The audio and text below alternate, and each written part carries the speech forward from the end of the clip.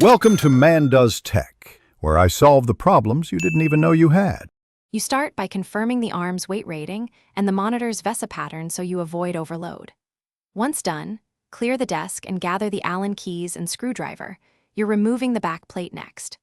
Loosen, don't remove, the tilt and swivel tension bolts to allow movement. This prevents sudden drops.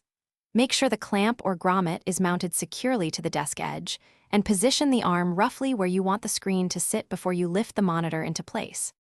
You bolt the monitor to the VESA plate, tightening screws in a diagonal pattern so pressure is even. This prevents warping and ensures contact. Next, hang the monitor on the arm and engage any safety pin or latch. This secures it while you fine-tune. Then adjust the spring or gas tension system gradually. Set low, test movement, and increase until the screen holds at desired heights.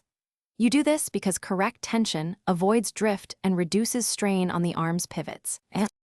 You now finalize rotation, tilt, and swivel stops so the monitor won't collide with walls or keyboards. This protects both the arm and screen. Make sure cables are routed through clips, leaving enough slack for full range of motion. This prevents unplugging and stress. If the monitor sags, increase the tension in small turns. If it's stiff, reduce tension or apply a tiny amount of manufacturer-recommended lubricant to pivots. Finally, test all positions slowly and adjust until... Thanks for watching. If you found this helpful, don't forget to like and subscribe.